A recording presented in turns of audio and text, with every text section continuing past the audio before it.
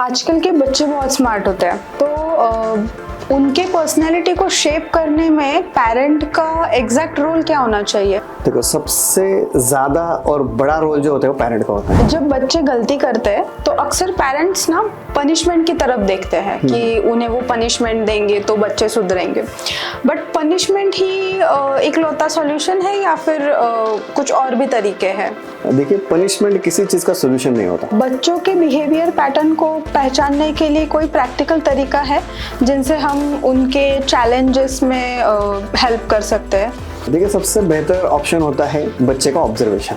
अगर आप पेरेंट्स को उनकी पेरेंटिंग जर्नी बेटर बनाने के लिए अगर एक एडवाइस देना चाहें तो वो क्या होगी? तो मैं इतना ही कहना चाहूँगा कि हर एक पेरेंट ने अपने बच्चों को समझने की कोशिश करना चाहिए, उसे बदलने की नहीं।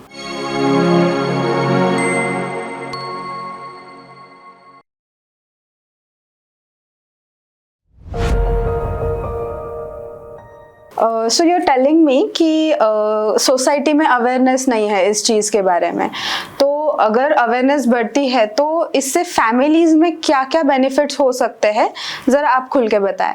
देखिए, अवेयरनेस नहीं है ऐसा नहीं है, बहुत सारे लोगों को अवेयर है लोग, लेकिन वो हिचकिचाते हैं जाने के लिए। हाँ, दूसरी बात ये है कि जिनको पता ही नहीं है, ठीक है, ऐसे भी काफी लोग हैं। राइट। दोनों टाइप के लोग हैं, जिनको पता है, जिसको पता नहीं है। जिसको पता है वो भी थोड़ा सा हिचकिचाते हैं। और इसका फायदा ये होता है कि जब हम अगर किसी एक्सपर्ट की सलाह लेते हैं तो हम सही तरीके से हमारे फैमिली को समझ सकते हैं।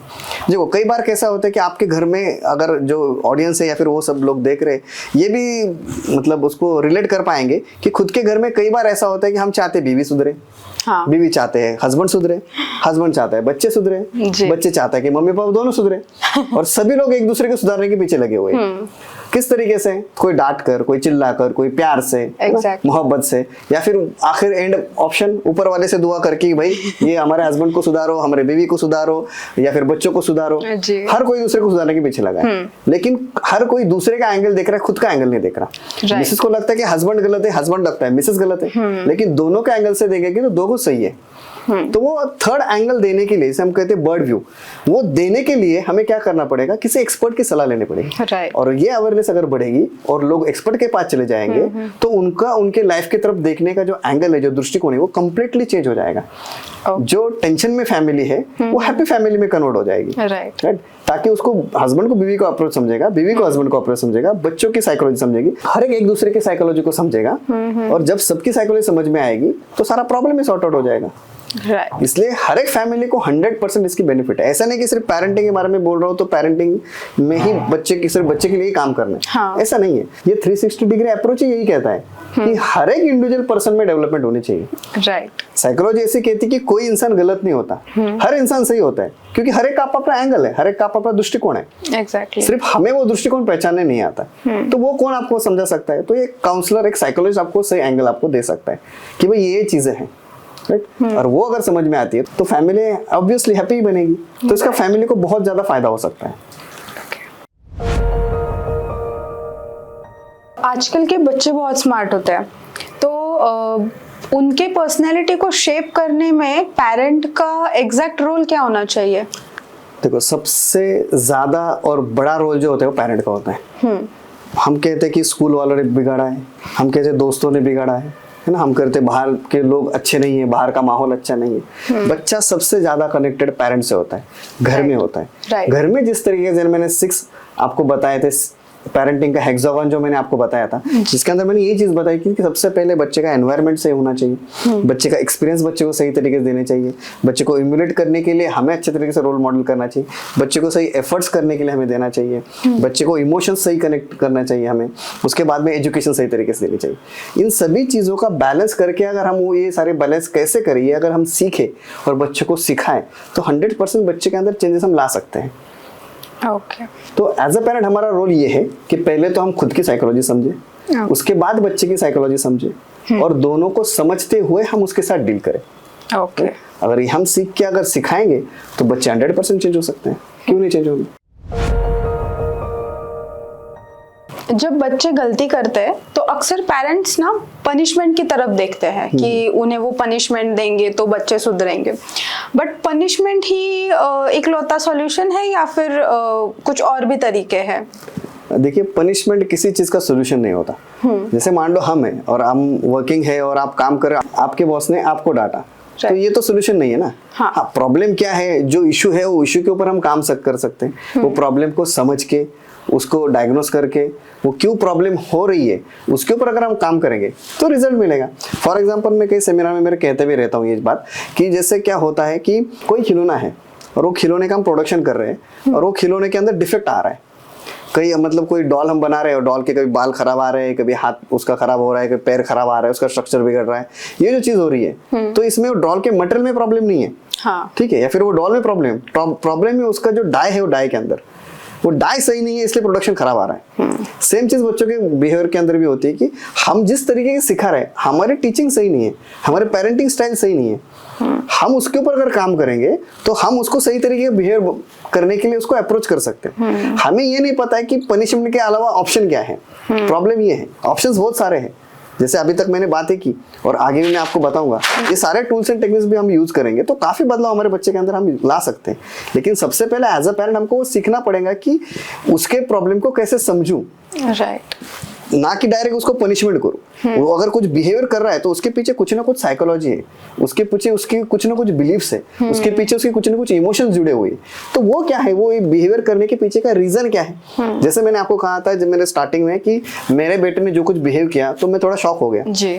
तो फिर वो उसके पीछे की जो साइकोलॉजी वो मैंने ढूंढ के निकाली, उस पर काम किया, तब मुझे रिजल्ट मिला। उसी तरीके हर एक पेरेंट ने, जो बच्चा कुछ भी बिहेव कर रहा है, बैड हो गुड हो, जो कुछ भी बिहेवियर है, तो उसके पीछे की साइकोलॉजी को समझना बहुत जरूरी है। राइट, हम साइकोलॉजी को समझ नहीं पाते, अंडरस्टैंड नहीं करते, इसलिए तो हम रिएक्ट करते।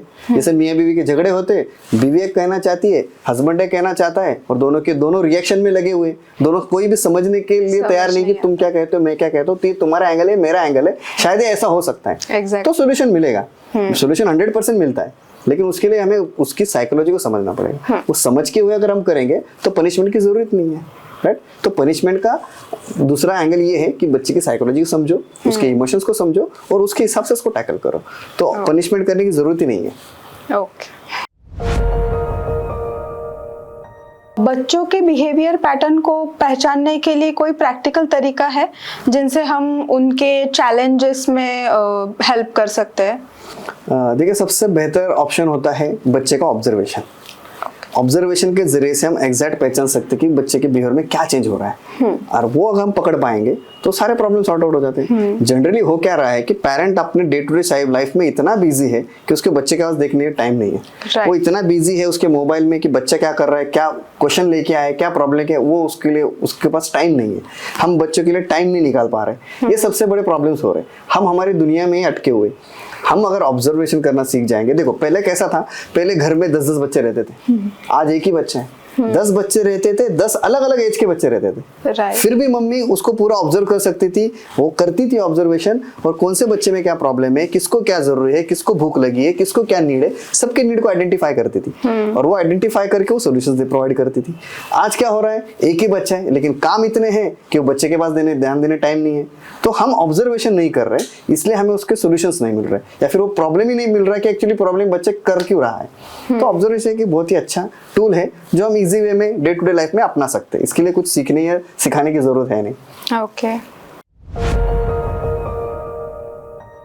360 डिग्री पेरेंटिंग में टेक्नोलॉजी का क्या रोल है, एंड क्या टेक्नोलॉजी के बारे में पेरेंट्स को भी अवेयर होना चाहिए? 100%। देखिए, आजकल पूरा टेक्नोलॉजी का जमाना है, और मराठी में ऐसा कहते हैं कि टेक्नोलॉजी है ना दूधाली तलवार है ना। दूधाली तलवार मतलब दोनों साइड से उस कॉर्ड को शार्प है वो, तो मतलब उसका यूज करेंगे तो बहुत अच्छा भी है और बहुत बुरा भी है। राइट, तो फिर कैसे यूज करना है, एज अ पेरेंट हमें पहले अवेयर होना पड़ेगा। इसके लिए बच्चों को जो टेक्नोलॉजी हम दिखा रहे हैं, जो बता रहे हैं, उसका हमें अगर नॉलेज होगा। देखिए, बहुत सारे सेटिंग्स होते हैं मोबाइल के अंदर, ठीक है, बहुत सारे सेटिंग्स करके हम बच्चे के लिए कोई जो कुछ दिखाना है, मतलब जो एज ग्रुप का बच्चा है उसके लिए वो लॉक भी लगा सकते हैं, ताकि बच्चा जब उसके हाथ में मोबाइल जाए तो फिर वो जो एप्रोप्रिएट देखना चाहते हैं वही चीजें उसे दिखे। ठीक है, ऐसे कई सेटिंग्स होते हैं, कई एप्स होते हैं, बहुत सारी चीजें होती है। लेकिन पहली बात है कि पेरेंट इस चीज से अवेयर नहीं है। पेरेंट अगर ये चीज समझेंगे और सीखेंगे तो क्या होगा कि हम अप्रोप्रिएट तरीके से बच्चों को डेवलप करने में हेल्प करें, क्योंकि गैजेट को हम छोड़ नहीं सकते। जो कोविड का पीरियड था, सबने गैजेट यूज किया, सबने ऑनलाइन क्लासेस ली, अभी तो उसका इतना बढ़ गया कि आज सब कुछ चीजें ऑनलाइन चल रही है। तो फिर ऐसी चीजों में बच्चों को मोबाइल देना ही आपको। स्कूल भी पीडीएफ उनकी पढ़ाई का जो है स्टडी का मोबाइल के ऊपर भेज रहे, सारी चीजें मोबाइल पे आ रही है, तो मोबाइल टेक्नोलॉजी तो उसको यूज करनी ही करनी है। लेकिन वो करते वक्त वो सिर्फ वही कर रहा है कि दूसरा कुछ चीजें कर रहा है, तो इसका अवेयरनेस हमें होना चाहिए। और वो अगर हम समझते होंगे टेक्नोलॉजी को सही तरीके से, तो फिर हम बच्चों के लिए सही तरीके से प्लेटफॉर्म क्रिएट कर सकते हैं, एनवायरनमेंट क्रिएट कर सकते हैं, ताकि हम चाह रहे बच्चे जो देख रहे वही बच्चा देखे, राइट, जो वो चाह रहा है वो ना देखे, राइट। इसके लिए क्या करना चाहिए कि हमें पहले अवेयर होना चाहिए, तो अवेयरनेस बहुत ही जरूरी है टेक्नोलॉजी का। ओके। अक्सर देखा जाता है कि पेरेंट्स अपने बचपन के एक्सपीरियंस को अपने बच्चों पर अप्लाई करते हैं, तो क्या ये अप्रोच सही है? बिल्कुल भी सही नहीं है। देखो कैसा है, हर एक का एक्सपीरियंस अलग अलग है। जैसे मैंने इसके पहले ही बताया कि हर इंसान अलग है, हर बच्चा अलग है, हर एक की साइकोलॉजी अलग है। जैसे मैंने फिजिकल टर्म में बताया कि हर एक के फिंगरप्रिंट्स अलग है, हर एक की टेस्ट बर्ड अलग है, हर एक का आई का रेटिना अलग है। उसी तरीके बच्चे की साइकोलॉजी अलग है। एक घर में दो बच्चे रहेंगे कि दोनों की साइकोलॉजी अलग होती है। जुड़वा बच्चे होगी तो दोनों बच्चे की भी साइकोलॉजी अलग होती है, राइट। तो फिर उनके जमाने में उस वक्त जो चीजें हो गई थी, वो अगर ये जमाने में अगर हम यूज करेंगे तो इसे जनरेशन गैप कहेंगे। क्योंकि अभी की जनरेशन अलग है, तभी की जनरेशन अलग है। वो टाइम में सिचुएशन अलग थी, सिनेरियो अलग था। उस टाइम में खाने के लिए इतने प्रोडक्ट्स अवेलेबल नहीं थे। हम बोल रहे बच्चे फास्ट फूड खा रहे हैं, अभी वो चीजें अवेलेबल है। हम बोल रहे मोबाइल में ज्यादा गेम्स खेल रहे। हमारे वक्त तो मारियो था कि कॉइन डाल के हम खेलते थे, या फिर छोटी छोटी वीडियोस गेम्स थी पुरानी, वो हम खेलते थे, वहां पे हमारी एंगेजमेंट होती थी, उसके लिए भी हम कितनी कोशिश करते थे। वैसे बच्चों के लिए अभी तो बहुत सारे प्लेटफॉर्म्स अवेलेबल है, तो बच्चे वो चीजें कर रहे हैं। तो फिर उनको हमें एज ए पेरेंट क्या करना है कि जो पुराने एक्सपीरियंस है वो उनके ऊपर यूज करके फायदे। इसमें एक था परमिसिव पेरेंटिंग, जिसके अंदर पेरेंट्स क्या करते हैं, बच्चों को सारी चीजें अवेलेबल करके देते हैं। भाई मुझे नहीं मिला तो तू ले, मुझे डांस करना था, डांस क्लास लगाना था, मुझे वो नहीं मिला डांस का, तू डांस को जा। मुझे कराटे सीखने थे, मुझे कराटे नहीं खेलने, उस वक्त फाइनेंशियल कंडीशन नहीं थी या फिर करने अवेलेबल नहीं था, लोग ले जाने के लिए क्लास को नहीं थे, भाई मैं तेरे लिए हूं, तू कर। तो मैं जो कुछ भी मेरे एक्सपेक्टेशंस थे या फिर जो भी मुझे एक्सपीरियंस मिला, वो सारा बच्चे के ऊपर लाद देते। तो ये गलत तरीका है पेरेंटिंग का। बच्चे की अभी की रिक्वायरमेंट, उसकी सोच, उसकी साइकोलॉजी, उसको जो रिसोर्सेस अवेलेबल है, इन सारे चीजों को ध्यान में रखते हुए बच्चे को पेरेंटिंग करना जरूरी है। ना कि मेरे जमाने में जो कुछ था, जैसे मेरे मम्मी पापा ने किया मैं भी वैसे ही करूंगा, राइट। ये अथॉरिटेरियन में दिखाई देता है, राइट। ये अथॉरिटेरियन पेरेंटिंग है। इसमें ये चीज दिखाई देती है कि जैसे मेरे पापा ने मुझे अनुशासन घर में लगाया तो मैं भी लगाऊंगा, लेकिन अभी का माहौल वैसा है नहीं। मेरे पापा ने मुझे फ्रीडम दिया था तो मैं भी तुमको फ्रीडम दूंगा, मेरे पापा ने मुझे ये सारी चीजें दी तो मैं भी तुमको दूंगा। तो इस तरीके से पेरेंटिंग नहीं होगा, क्योंकि अभी का माहौल अलग है, उस वक्त का माहौल अलग था, राइट। तो उस वक्त के माहौल के हिसाब से नहीं, तो हमको नए जनरेशन के हिसाब से, आने वाले फ्यूचर के हिसाब से बच्चों को तैयार करना है। क्योंकि आने वाला जो माहौल है, टेक्नो वर्ल्ड है, आगे की दुनिया किस तरीके से होगी, जॉब अपॉर्चुनिटीज कैसे कैसी होगी, लोगों का एक्सपीरियंस कैसे कैसे होगा, इस सारी चीजों को समझते हुए, आगे की साइकोलॉजी को समझते हुए हमें बच्चों को फ्यूचर के लिए बनाना है, right. ना कि पास्ट और प्रेजेंट के लिए। Exactly. तो फिर वो उसको नजर रखते हुए हमको बच्चों के ऊपर पेरेंटिंग करना पड़ेगी, ना कि पुरानी स्टाइल अप्लाई करना चाहिए। माय लास्ट क्वेश्चन, अगर आप पेरेंट्स को उनकी पेरेंटिंग जर्नी बेटर बनाने के लिए अगर एक एडवाइस देना चाहें तो वो क्या होगी? तो मैं इतना ही कहना चाहूँगा कि हर एक पेरेंट ने अपने बच्चों को समझने की कोशिश करना चाहिए, उसे बदलने की नहीं। क्योंकि जब तक हम बच्चों को समझेंगे नहीं तो फिर हम उसे सही तरीके से उसे ट्रीट ही नहीं कर पाएंगे।